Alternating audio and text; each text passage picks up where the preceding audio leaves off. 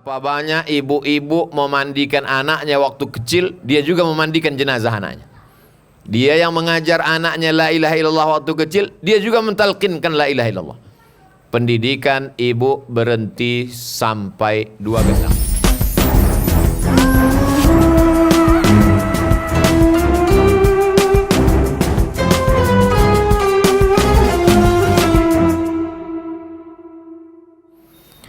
TK Quran. Paling tidak anak-anak ibu nanti hafal juz 30 dari Amma Yatasa'alun. Habis itu masuk SD Quran. Habis SD Quran SMP Quran. Habis SMP Quran SMA Quran. Habis nanti mereka kelas 2. Tahun ini masuk anak baru kelas 2. Tahun depan kelas 3. Kenapa Ustaz tak langsung masuk SMA? SMA itu kelanjutan dari hafalan sekarang. Untuk apa dibuka SMA tak bisa baca Quran? Kalau mereka tamat nanti sekarang 1 tahun 10 juz, 3 tahun 30 juz, SMA dia udah tak ngapal lagi, dia mengulang hafalannya. Diawali dari TK Quran, TK Quran, SD Quran, SMP Quran, SMA Quran. Kuliahnya pun mau saya buatkan, kuliah Quran S1, sudah diuruskan izinnya. Supaya tak ada alasan di hadapan Allah Subhanahu wa ta'ala. Kenapa umat ini tak pandai baca Quran? Kenapa buta huruf Al-Quran? Kenapa kau cuma pandai khutbah, pandai ceramah Haji Abdul Somad? Itulah gunanya. Jadi nanti kalau ibu-ibu ditanya orang, Ustaz Somad itu kenapa dia buka TK Quran, SD Quran, SMP Quran, SMA Quran? Entah, aku tak tahu. Kenapa dibukanya TK Quran, SD Quran, SMP Quran, SMA Quran? Udah diceritakannya itu kemarin waktu dia ceramah sore-sore. Terus apa alasan dia? Entah, ngantuk kali aku, tak fokus kali, aku entah apa-apa katanya. Dia pun nampak aku kadang-kadang berbayang-bayang waktu ceramah tuh, kadang-kadang 3 aku tengok dia. Nah, udah 40 menit saya ceramah. Dari jam 5 kurang 10, sekarang jam 5.30. TK Quran, SD Quran, SMP Quran, SMA Quran, kuliah. Kuliah saya tak wajibkan. Anak keponakan saya, termasuk santri-santri ini tak saya wajibkan mesti ngambil Quran. Kalau kata dia, aku Ustaz suka aku menggambar-gambar, aku mau jadi arsitek. Aku mau jadi pengacara. Aku mau jadi, tak bisa kita paksakan. Karena ketertarikan anak ini beda-beda, macam-macam. Saya dengan adik saya, saudara kandung, satu emak, satu ayah, tak sama. Dia lain, saya lain. Dan kami tak dipaksa. Orang tua kami hanya menyuruh sampai SMA saja, sampai aliyah. Habis itu terserah kau lah, kau mau kuliah, mau sekolah kemana. Nah, jadi anak ibu pun juga begitu. Aku mau jadi polisi, kata dia. Silakan dia jadi polisi, tapi dia hafal Quran. Aku mau jadi tentara, mak, kata dia. Silakan. Dari kecil udah nampak bakatnya. Anak saya ini kemana-mana bawa martil, Pak Ustaz. Berarti menjadi hakim. Mana-mana bawa martil jadi hakim ya, kukus hakim konstitusi. Kalau tak lulus jadi tukang. Dua-duanya manfaat. Macam batu. Batu tuh kalau 2-3 kali gosok bercahaya dia, itu berarti batu cincin. Tapi kalau udah digosok habis gerenda tak juga bercahaya, berarti batu gilingan. Batu gilingan bermanfaat juga. Kalau tak ada batu gilingan cuma buat sambal belacan. Tak kan pakai blender. Tapi jangan katakan tak bermanfaat. Semua anak-anak ibu itu bermanfaat. Yang penting dia menjadi soleh, bukan somat. Soleh. Rabbi habli minas salihin. Kenapa kita minta anak itu yang soleh? Rabbi habli minas solihin, Rabbi habli minas solihin. Karena anak yang soleh didoakan orang dalam solat. Semua orang di dunia ini mendoakan anak ibu kalau dia soleh. Mana dia? Assalamualaikum ayuhan nabi wa rahmatullahi wa barakatuh. Wassalamu alaina wa ala ibadillahis. Tuh, semua orang mendoakan dia kalau dia soleh. Dan yang paling penting kalau anak itu soleh, wa huwa yatawallas salihin. Kalau anak itu soleh, Allah yang akan mengurus hidup dia.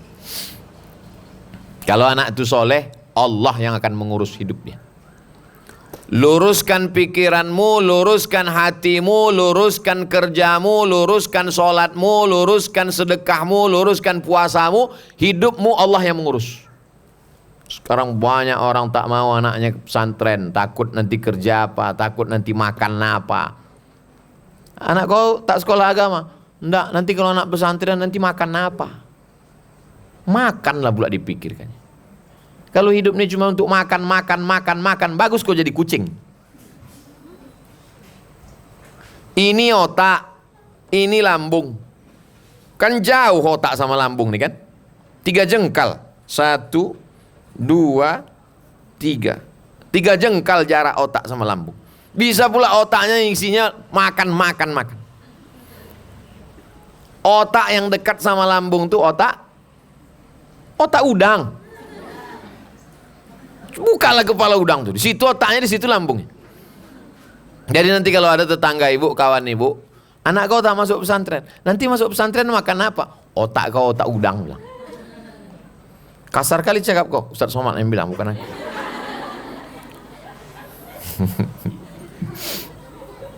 Makan ini Allah Ta'ala mengurus. Kita hanya mencari.